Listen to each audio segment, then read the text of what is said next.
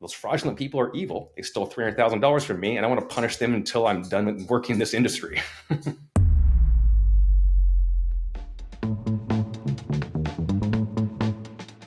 Welcome, affiliated listeners, to another exciting episode of the Affiliated Podcast, where Thomas and I are in the same location, but in different places, which is always super fun. And we are joined today by, honestly, not only an amazing person, but a guest that's going to be talking about something that you have ignored in your business, most likely. And if you haven't ignored it, you're probably incredibly frustrated by it. And that is Amazon. But more specifically, how to take Amazon and harness it into your business to bring in bottom line net profitability that almost feels hands-free. And on top of that, stopping the fraud and nefarious people that are ruining your business, flooding your customer service, and ultimately costing you money time and time again. So we're not only going to make you more money, we're going to save you money just by listening to this episode. So strap in. It's going to be a good one. With that, let me welcome my not too far away, but feeling so distant in the content library studio, Thomas. Thomas, how are you doing today?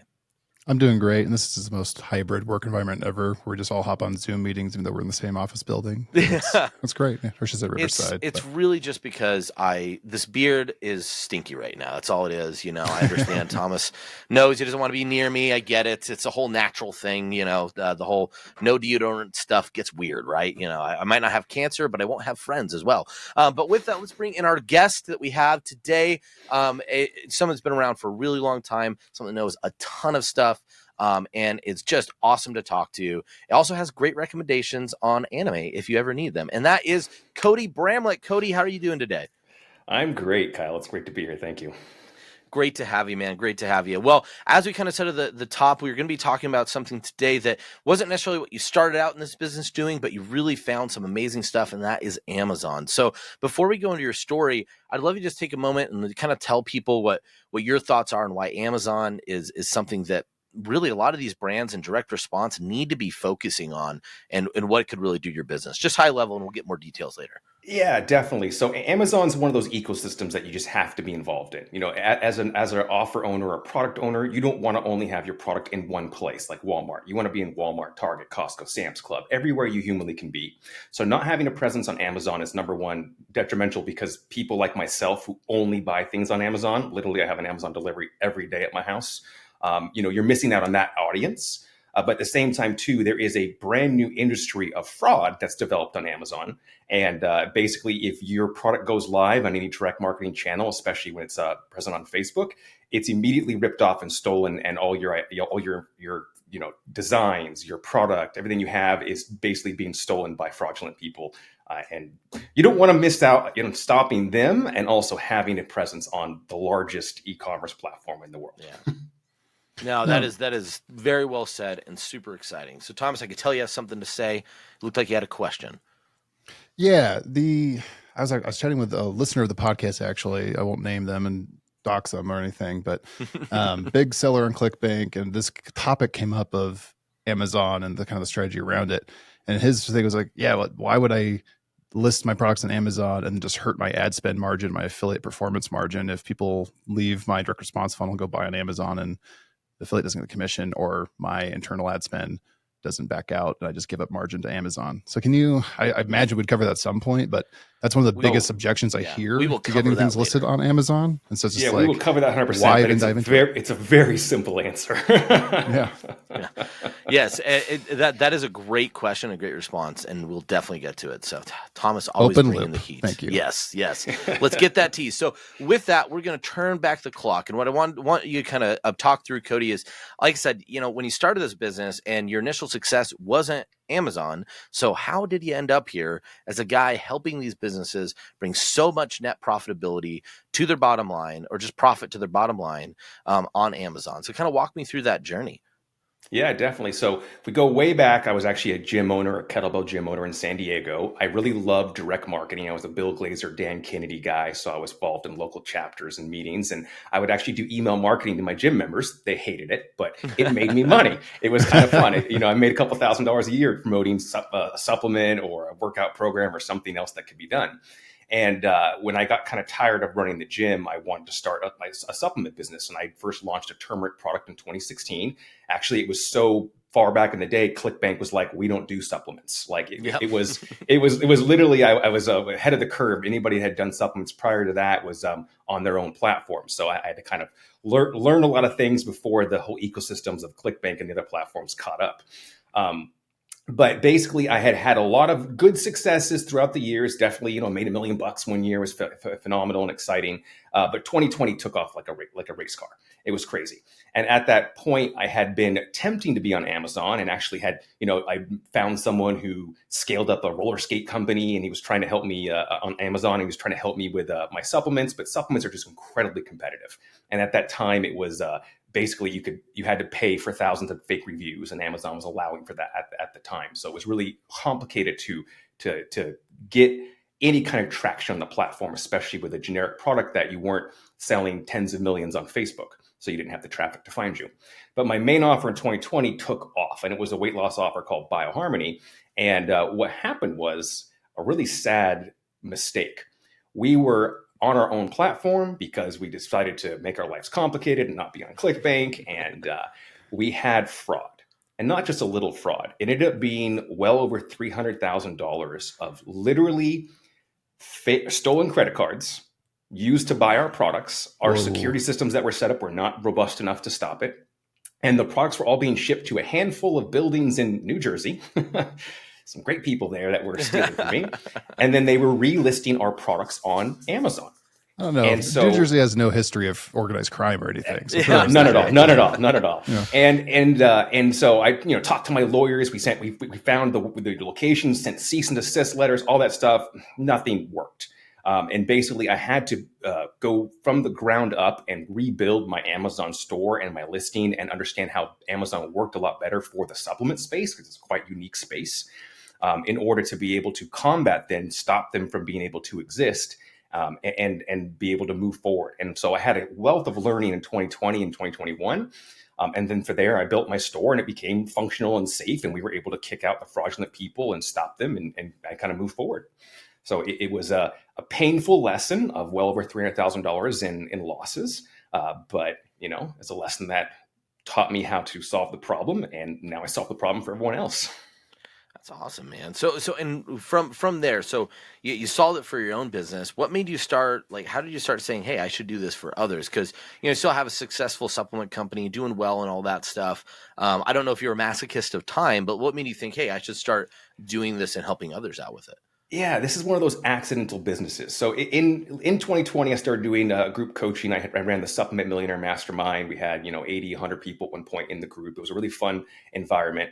And as that mastermind kind of wound down, I moved into the consulting role, and the people who were really successful that wanted to keep working with me did. And one of these companies, I was teaching them exactly. I literally spent a week putting together an entire document to teach them how to do their own Amazon as we did.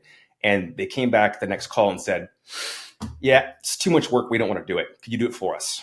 And I went, oh, okay. And so I had to sit down with my team and figure out a strategic way to not build something that was just for one person that was going to be complicated to manage and may not have success, but to build an ecosystem on Amazon that allows anybody in the direct marketing space to be able to add their products to my store and be able to have success, and be able to, number one, and the most important thing of all, in my opinion, kick those fraudulent assholes off the platform, because I just can't stand theft, as I've been burned very aggressively. So it was kind of a, me wanting to teach, me wanting to share love, me wanting to actually help my clients succeed, and them just pushing back and being like, I don't want to do it, but if you do it for me, we would greatly appreciate it. And so it was an accidental business. And now I service quite a lot of clients, and it's been a really, really fun success over the last year. Dude, I love that, man. That's great. I think oftentimes I always like to highlight that stuff, because a lot of times we have entrepreneurs and business owners, you get really caught up in it having to be your idea with business. It's your product, it's your thing, it's your invention. But sometimes some of the best things are the businesses that fall in your lap, and you just have to say, okay, here's an opportunity. How could I capitalize on this in an intelligent way? Which is exactly what you've done. So with that, though, I'm going to actually toss it over to you, Thomas. I want you to frame up the question that you had said before, because this feels like a perfect entry point, as now we go, wow, okay, so there's definitely some real big things in Amazon. There's fraud, there's opportunity, but why would I even sacrifice my own offers for like essentially to put something on Amazon? So if you want to reframe that question up again, Thomas.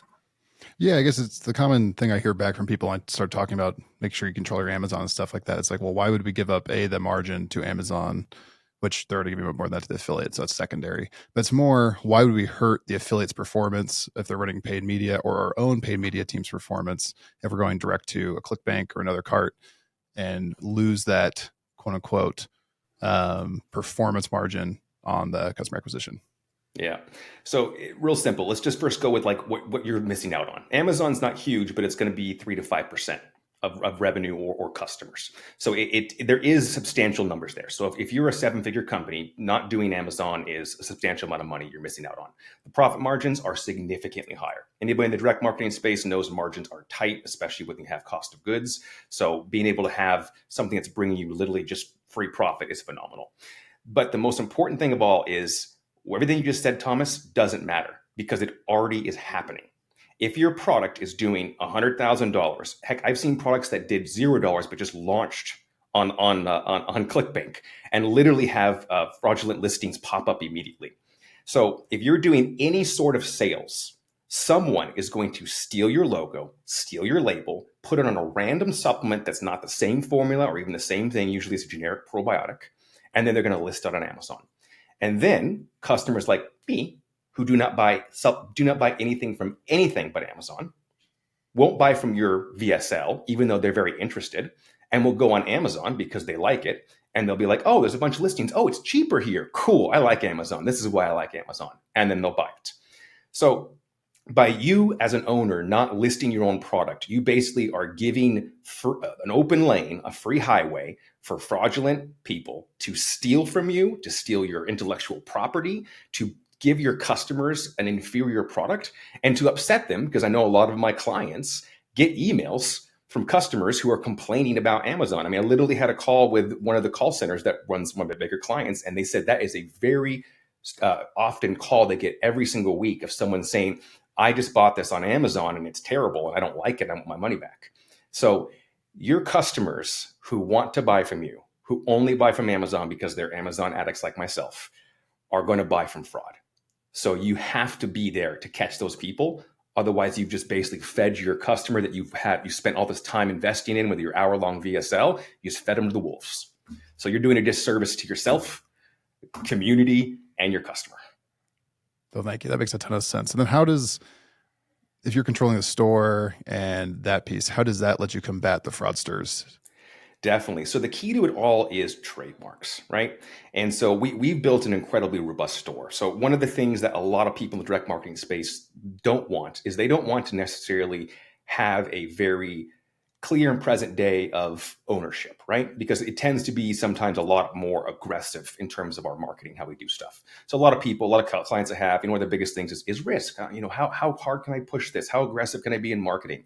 And they don't necessarily want to have a big, beautiful brand that is like, something that is being talked about on podcasts and things like that. We're using direct marketing because we know how to do direct marketing. We're good at that. Oh my God, my brain just froze. No worries. So the question is essentially, how do you combat the fraudsters? Like what is the trademark piece? Yeah, the trademark piece. Perfect. And so the key to that is basically making sure that we have a store ecosystem that allows us to fight the fraudulent people. So we've created a singular healthy store that is trademarked for the actual store itself. And what we do is we take your trademark if you already own it, or help you get a trademark for your actual products, and we bring it into the ecosystem of the store. You still own it. It's within the agreement. If you leave, you do your own thing, we hand it to you, whatever. But the point is we have it. And then I have 3 different sets of lawyers who go out there and play whack-a-mole in different ways they can, and they're not cheap. And so it's very convenient that when clients I'm working with, we can spread the cost across everybody. But we basically play whack-a-mole with these people. And last year we kicked out 470 fraudulent listings. Wow. And there's and I still have listings with like 30 and 40 on there. So these guys are relentless. They're like a cancer. You kick them off, they're back the next day. We've now seen fraudulent people actually buying trademarks. So they will be like, oh, this offer's killing it. and they will go get a trademark for something they don't even own. So I have to bring another lawyer in to fight that as well. So it's these can they people do are that relentless. can they do that because the offer owner hasn't done the work of getting the trademark in the first place? Correct. Yeah. And getting a trademark is risky. Like I've gone through probably 10 different law firms to try and do it. And we've settled on one who is a methodical, they are honest, they are right in the middle in terms of cost, and they're fast. So it's important to be able to do that, but also do it with the right partner as well. Yeah. No, one thing I want to circle back on the fraudsters again. I just really love this point. I just want to highlight kind of two things that I saw from personal experience, on the offer side. The customers that buy the products and they say have a bad experience because it's sawdust inside of it. It doesn't do anything it's supposed to. And then they call up your customer service angry and you can't find it. It is such a bad experience. It takes a bunch of your customer services time. You lose that customer. They're likely to leave negative reviews on your brand, on your product. There was one time I remember seeing a Better Business Bureau complaint that came through something that wasn't even our product.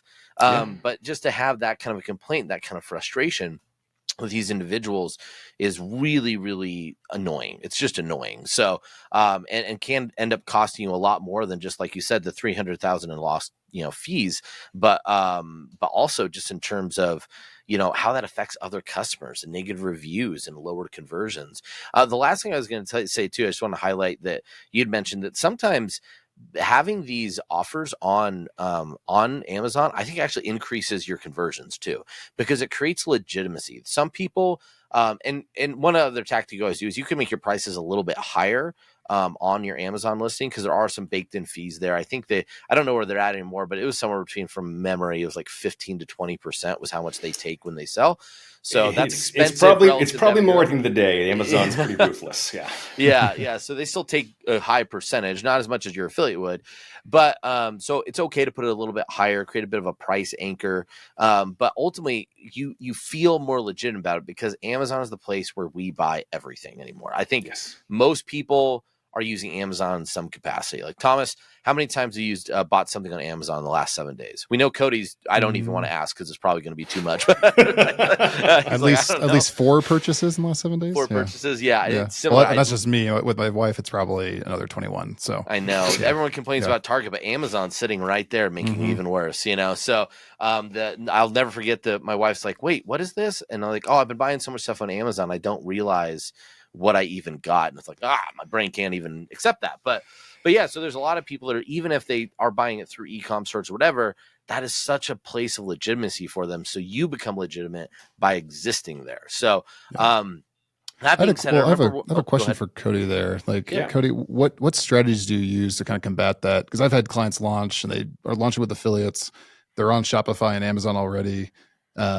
And they see affiliates send traffic and they don't convert well, but oh my gosh, my Shopify or Amazon sales went crazy. And it's because the pricing is cheaper, the bundling is cheaper, there's some BOGO offer off of the place where the affiliates are sending traffic. Like, what's the strategy you use with your clients to make sure that the customers who are always going to buy an Amazon buy, but you're not like siphoning accidentally off of? Yeah, definitely. So we have run into the issue before where Amazon actually starts buying ads on Google and starts listing things higher, ranking them higher than the actual, the e-com store that the client has. And the biggest issue we've seen is the price. And so what Kyle just said is correct, right? The key to that, though, is you have to be live when you launch, or as fast as you can when you launch. Because if you take 3-4 months to get live on Amazon and you've already done $500,000 million in sales of your product, then you have fraudulent people listing for $19 a bottle, $9 a bottle, $15 a bottle. And the only way to compete with them, besides slowly playing whack-a-mole and getting them out, is to compete with them on price. We found too that when we start jacking the price up, these fraudulent listings somehow magically come back faster. So Amazon is playing games as well, trying to keep the price down so that way they can have a higher conversion rate. So really the key to it is making sure that you are launching as soon as you can with the product on Amazon, whether you just buy, one case, 120 bottles and send it to Amazon, start there, but making sure that you are live as soon as possible and your pricing is matching your existing store. That will protect you. Otherwise, we have to play games of, hey, I'm going to sell it for $19 because the other 70 fraudulent listings are doing it for the same thing. I will raise it up over time, but it's a challenge. So we encourage everybody when they have a product that's doing well is to get it live on Amazon. Nice. That's And great so, context. Thank you. Yeah. yeah, does that play into the eye? Because that was making me think of. I remember obsessing. I swear I dreamed about the buy box one time on Amazon. So is that kind of what you're talking about too? When you have it down, what happens is Amazon wants to prioritize buy box to what they deem as the best deal, and Yes. so that's where you get in these price wars where things really really leverage down. Can you just share some 100%. insights on like what the difference is in revenue when you own the buy box versus when you don't, or you have fraudulent people in there, like just in your experiences? I don't necessarily have like metrics to kind of share, but I definitely have seen sales fall off the face of the earth when we raised it from 19 to like 29. And then all of a sudden, a day later, the buy box is no longer ours. And for people who don't understand this, on Amazon, when you go down by the actual buy now button, it'll say sold by.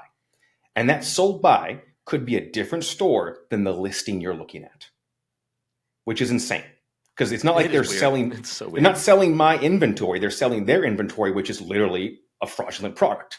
So it's a really strange feature of Amazon, and the key is for us at least is to make sure that we always own the buy box. And we've lost it for a few days here and there, but that we've kind of learned our lesson to basically we have to get rid of all the fraudulent listings before we can raise prices, which sometimes is impossible because if it's a really hot offer, they're not going to stop, right? They're going to keep fighting to get listings back up, and these guys.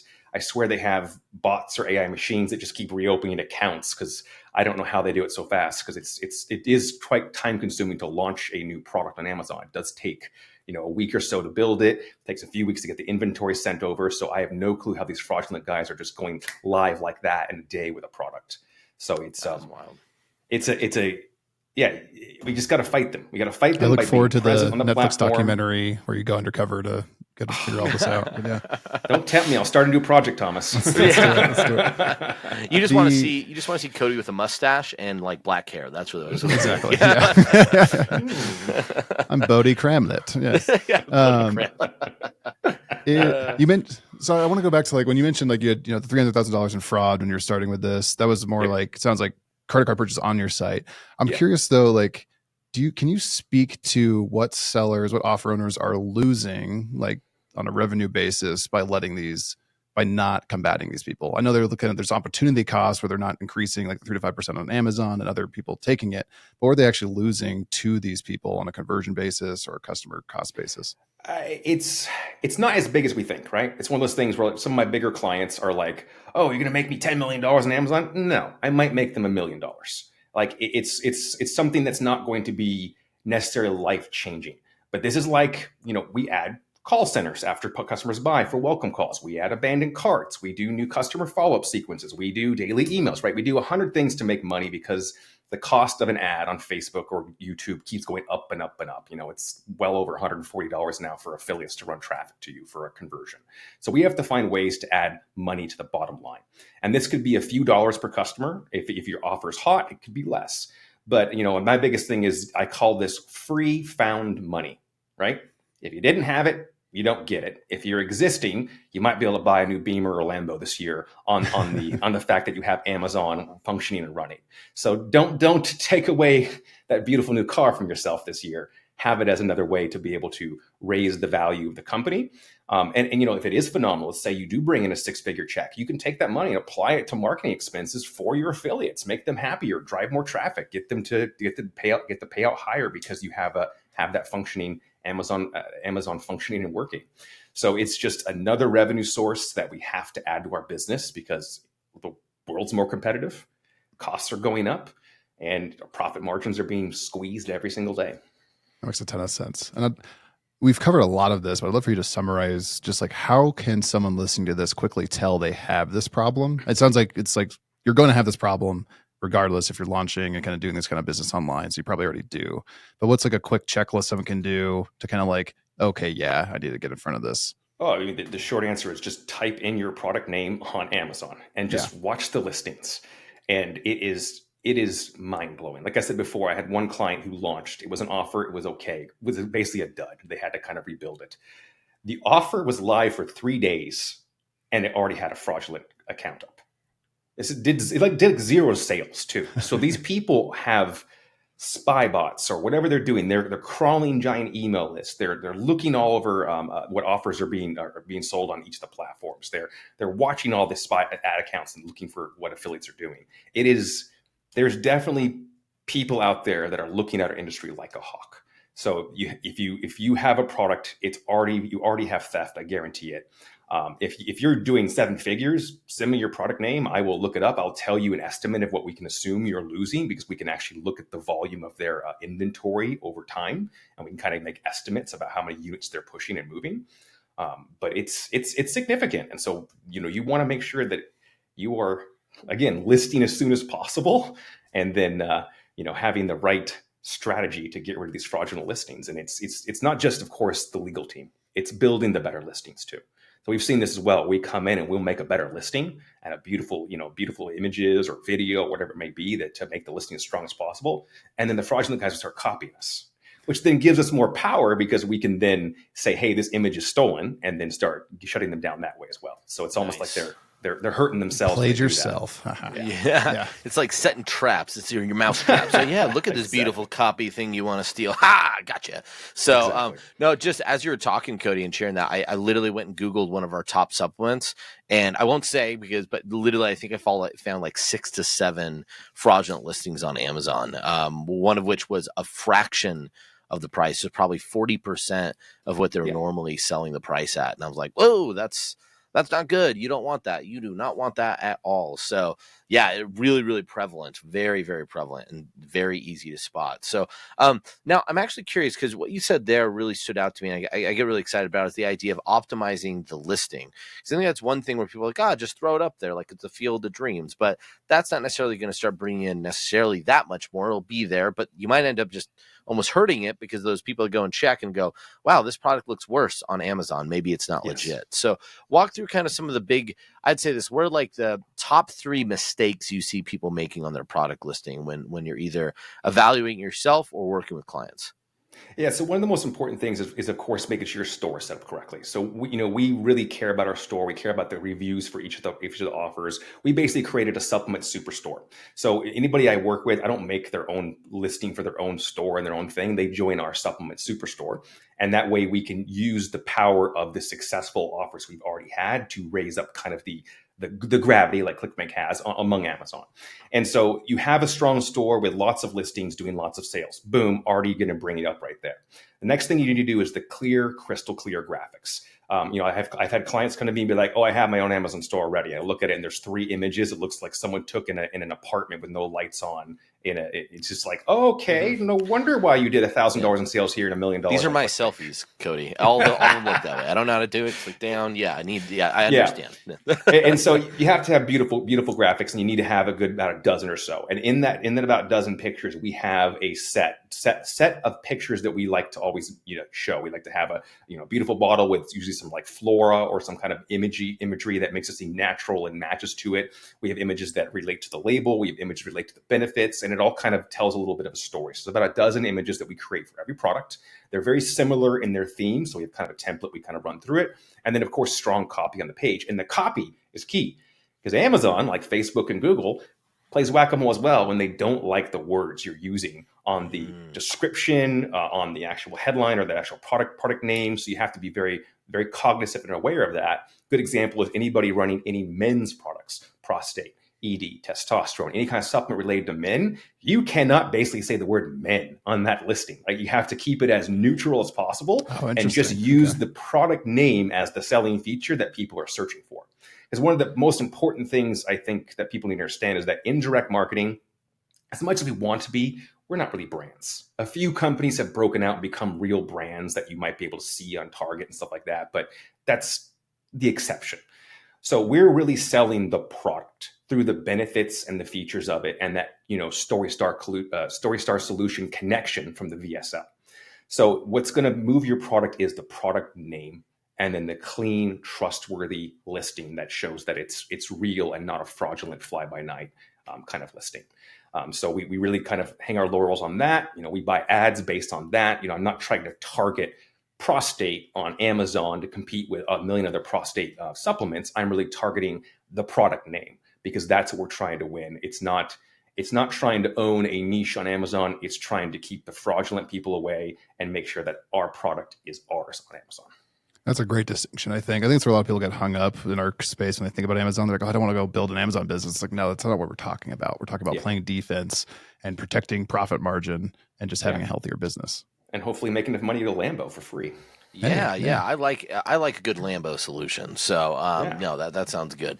Or it could be a bunch of Pokemon cards, whatever you want to buy, and you probably shouldn't be like this is your irresponsible cash flow, right? Those that will still be responsible, great, whatever. But for all those that are like, hey, I'd like to buy something really stupid like a large dinosaur bone, Amazon will get me there. So I'm just trying to think of weird. This is how I could get all of my taxes. I really want collection, a Thomas. Large dinosaur bone. Yeah, just want some fossils. That'd be really cool, right? Yeah. So this is your way to get it. That's the new pitch. It's like Lambo or dinosaur bone. You could have the full spectrum by working with Cody. So one of the things I was kind of curious is we were talking about this too, but do you guys do so? Understanding that there's a portion of like obviously the store optimizing. You mentioned category stuff, which I know that's so challenging, especially in the supplement space. Holy cow! But on the marketing side too, are there options, or do you find things, additional elements outside the images that you put in the listing, like anything below the fold, or what about advertising? Do you do any advertising? You find that effective on Amazon, or is that not necessarily needed for these unbrands, we'll call them? Yeah, so the actual listing itself, right? The images that are up top are also repeated below, and the copy that's in there, again, we curate and make sure it is good for what Amazon requires, and of course, anything comes up, we're immediately there to fix it. The ads I just mentioned, they're powerful for when the listings has competition. So if you listed your product first on Amazon and you're first to market, and then your offer takes off on your VSL and you start doing $1 million a month, and you're like, cool, we're crushing it now. You don't really need to buy ads because the fraudulent listings won't have time to create traction. If they pop up, I can shut them down next day. And then from there, anybody that types in your product, it will just be on Amazon, right? So you don't have to compete it. But if you have, let's say you've been going for 6 months, done a couple million in sales, and then you open up Amazon, you're like, oh, there's 27 fraudulent listings of my product. Oh my gosh. We have to compete on the product name. So we'll do ad buys to be able to try and drive it up. We usually will wait until the first 30 days happen so we can kind of see the trajectory of the offer, how it's doing, how many fraudulent listings we're taking down. Like we don't want to just start spending money on ads for no reason. But it's one of those things that I think we kind of watch and then make the decision as we go. The biggest thing about Amazon is it just takes time. I mean, that's what I love about direct marketing is we can pivot so quick and launch things so fast sometimes. And sometimes it takes forever. Sometimes we can build something in 30 days and launch it and be like, wow, that made $1 million. Amazon is slow. The listing takes a while to build. It takes a while to get approved. It takes even longer to get the product shipped from the warehouse in because Amazon requires different barcodes and labeling and bagging and stickers and all this extra stuff that we have to kind of go through to make it compliant. So there's just a lot of extra work, but it's one of those things, again, you don't doing it yourself sucks, right? You got to hire an employee. You got to find an agency to help you manage it. You got to then look for the lawyers. You got to do all the stuff. You're going to have 15 grand, 20 grand in overhead to pull that off. Working with me is more or less a profit share and allows you to really just not think about it and have another team who knows what they're doing take care of it. And, that's the kind of goal I set out to do, is to help great people who have good businesses be able to not have to stress about Amazon and buy a dinosaur bone.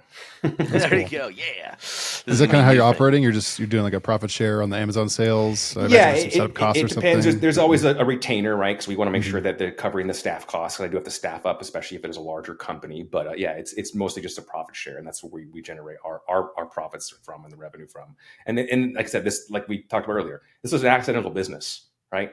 I didn't set out to make millions and millions of dollars on Amazon. I kind of set out to solve a problem for myself and then the people I care about and work with. And now I'm reaching out to more people who are interested in solving this same issue and this dilemma, because those fraudulent people are evil. They stole $300,000 from me, and I want to punish them until I'm done with working in this industry. Let's get it, man. The Justice League of Amazon, getting those fraudulent sellers out of here. Love it. This is more of a procedural question, and you kind of mentioned it, but I just want to confirm. So because I know you have options to do FBA or self fulfillment, but from your perspective, I imagine it make way more sense to do FBA. Can you walk through kind of 100%. that process a little bit more? First, why FBA, and then what is it like? Like what does that look like relative to a lot of people might be familiar with doing print on demand supplements, or their manufacturer also fulfills for them, so they're like, I've never shipped a large quantity of anything. So yeah, walk me through that a little bit. Exactly. So for those who understand FBA, that's the Amazon fulfilled by Amazon, and that's Prime. So basically, if you toggle on your Amazon app Prime, it's basically got to be in their warehouse to be considered a Prime product, or in an approved warehouse that's been set up for Prime. However, everyone I've ever talked to who does Prime like on their own is not the same quality. They cannot get things shipped out as fast. The customer will not be as happy. So if you want to compete and be successful, especially if you're competing fraud, Amazon needs to have your product in stock. And they go, basically when you send a case or a pallet of your product to Amazon, they just start opening it up and it gets distributed all over the country. So it rapidly gets kind of sent around to different locations based on what their predictions are in terms of how they can reduce their cost, but also in terms of where it might be purchased. So they really have their own algorithm for how it gets divided out amongst all the Amazon warehouses. But they do have lots of requirements to the point of where the label gets put on the box when it gets shipped to Amazon. Like if that label's not in the right spot, they can reject it and send it back. And by the way, every time you screw up, you get a little flag on your account. And if you keep screwing up, they will shut you down. So you have to understand what it is.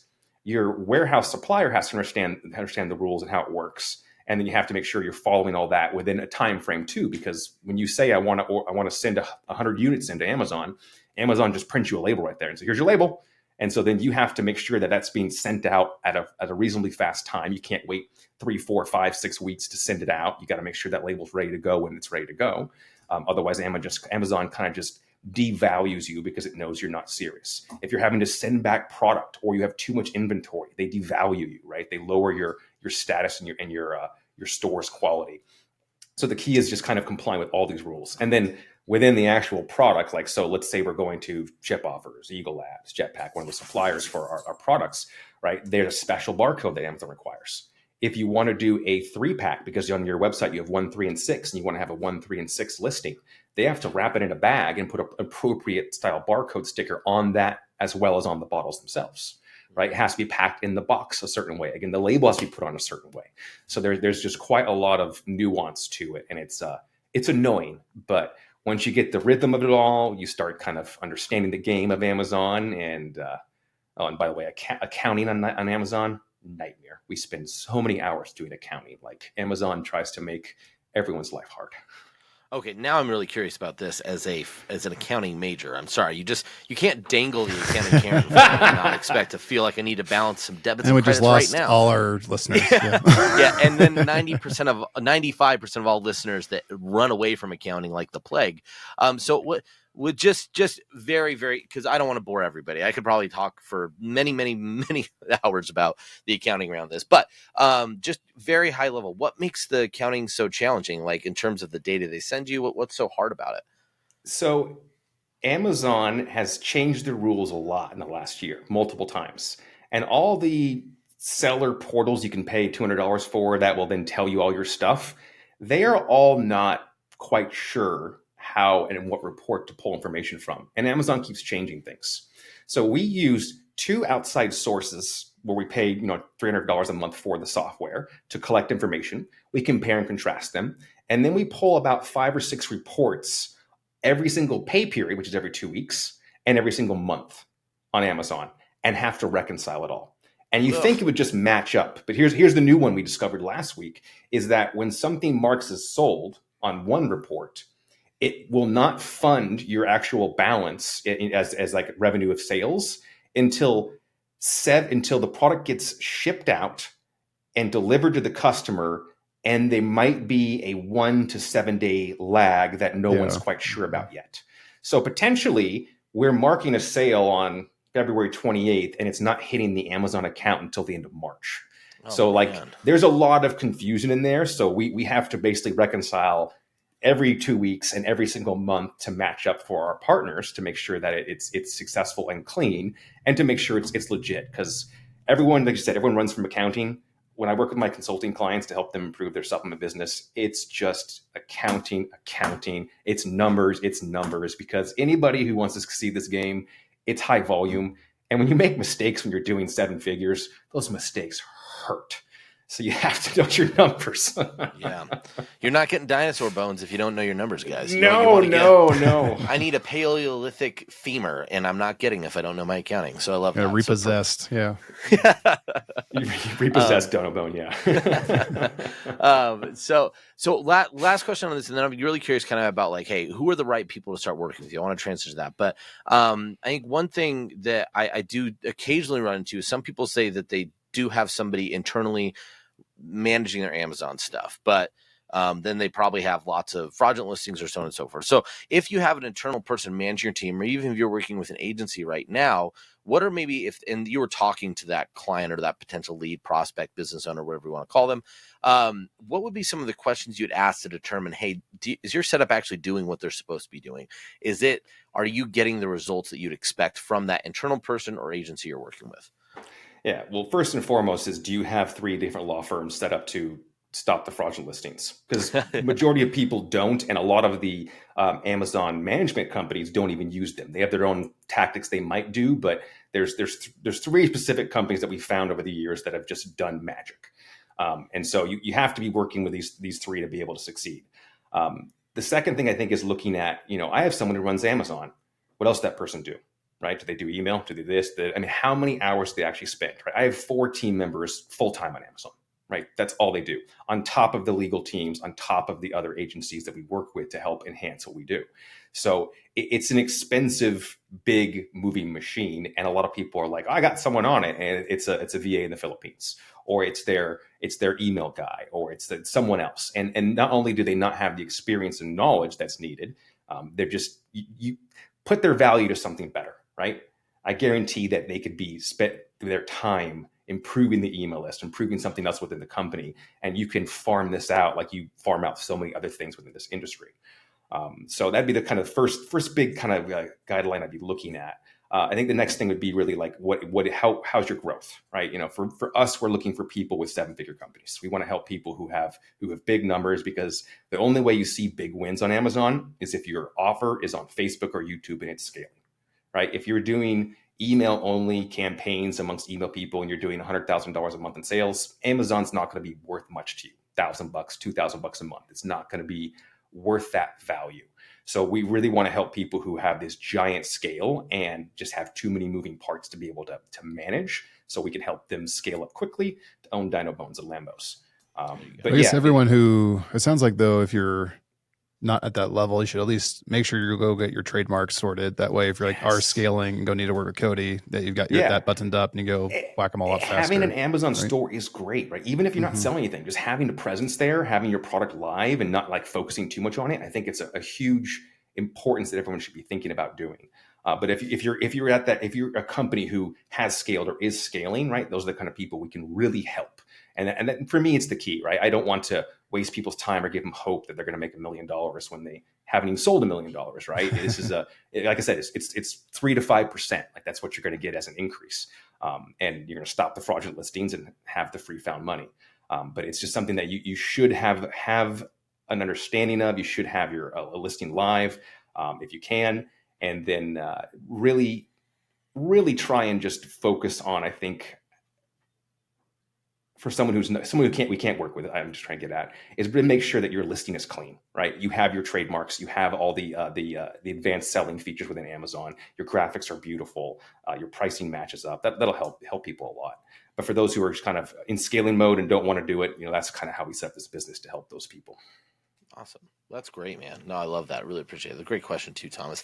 And I think the most important thing here is we've given Ty Lopez a whole new video idea, Lambos and Dino Bones. Like really, that is truly the mecca of elite performance in the world, is you could throw that Dino Bone in the passenger seat of your Lambo. So with that, kind of we were talking about this earlier. So I think the way I define it is if you are currently a 7-figure and above business selling supplements, or really probably there might be more products, but supplements probably the biggest, and you don't have what you just listed internally in on Amazon, you don't have 3 law firms you're working with, you don't have all those other things, they should definitely get in contact with you and start getting some bottom line cash into their business and ultimately protecting it as well. So you could scale with one less headache and not be losing a lot of money and really hurting your customers. So with that, I'll actually take this part for you. We want to make sure we keep the right people coming to Cody. So if you're interested, if you have an account manager at ClickBank, reach out to them and they could get you in touch with Cody so you could have a conversation, probably hop on a call, evaluate the business, all you kind of shared what that looked like. And then for those that aren't clients with, or you don't have an account manager at ClickBank, but you fit the criteria we discussed, please reach out to affiliated@clickbank.com. We'll make sure to look, well, I should say this, Thomas will make sure to look at that email and get you in contact with Cody.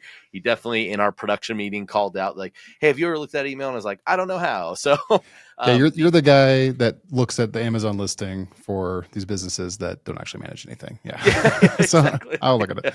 Yeah. So definitely be sure to reach out. We'll love to get you in contact with Cody. And Cody, what would that first meeting look like? What's kind of when they get in contact with you? What does that first call kind of look like? I mean, for me, I only want to work with people that want to work with us, right? I'm not a hard salesman, right? So I just want to understand your business, where you're at. I want, if I can know your product names ahead of time, I can do assumptions and try and come up with how much you're actually losing. So we can say, hey, we see $40,000 a month we estimate being stolen from you, or we see $100,000 a month, whatever it may be. And so I want to try and help you understand what the loss is, so we can kind of come up with a game plan if it makes sense to work together. Because like, again, this is an accidental business, right? It doesn't need to exist for me. It's just something I get to do to stop the people that I dislike and help the people I like make more money. So for me, it's more of an emotional win to do this. So if I can help you and it makes sense, let's do this. Love that. Thomas, any questions before we let Cody go? I want to sign off. This was fantastic. And I don't want to talk more accounting questions or anything. We're getting close on time. So, but yeah, any questions for Cody before we send him off? No question. Just thanks for highlighting this problem. It's been a thorn in our side for a number of years. People are probably wondering, why doesn't ClickBank do anything? Short answer is we've tried. We've actually employed lawyers, our legal team. We've helped some clients deal with this kind of behavior in various capacities. And it's a nightmare to manage because Cody highlighted how fast people can spin new things up. It really is whack-a-mole. We've tracked some things down to Florida. We've tracked some things down to Jersey, as Cody mentioned. It's like, but that's not really where they're operating out of. They're all over the place, and it's a bit of a nightmare. So the fact that this is a solution now, I'll definitely be sending you referrals, Cody. So thank you for highlighting this as a solution now. Beautiful. My pleasure. Awesome. Well, again, thanks so much, Cody. This was a wonderful episode and a very telling episode. Like I said at the beginning, guys, get rid of fraud and inject cash into your business, as well as making yourself more legitimate in the process. That is a win-win-win for everybody. So be sure to reach out to us. We can get you in touch with Cody. As we said before, also rate, review, subscribe, hit the bell, hit the phone, whatever you need to do, whatever the things are on social that make you follow so you're notified when new episodes come in. Also, since you're already emailing affiliated at clickbank.com for Thomas and maybe somebody else to read, be sure to mention any feedback or things you'd like to hear and see about. And Thomas, I can't remember, we did actually receive recently a really great email of somebody talking about impact that you shared with me in a non-email channel. I cannot remember the individual's name. Can you recall who that person's name is? Did I put you on the spot? Nope, that's fine. We'll make sure to look at that next time and shout that person out, as I keep saying I will, then I forget to do it. But we will. Oh, I did learn something though about podcasting. Yeah. Apparently, I don't have an iPhone, so I can't validate this. But apparently, you can rank and rate podcasts more than once. So there you go. If you've been a rater and a ranker and whatever they'd call it, and you've done it already, thank you so much. I want to ask you to do it again because it's easier to sell a customer on one thing multiple times. It is. So, hey, if you could do that for us, we really appreciate it. And if you haven't listened or if you haven't rated or reviewed and you've been listening for, I'd say more than 2 episodes, hey, we've been in your ear holes for over 2 hours now, probably. So let us know what you think. Give us a rating, give us a thumbs up, and yeah, we'll see you online. Rank away. Rank more on Thomas, less on me. That'll probably help out. So beautiful, guys. Well, what do we tell the people as we send them off, Thomas? We tell them happy scaling. Until next time, be safe and have a good one.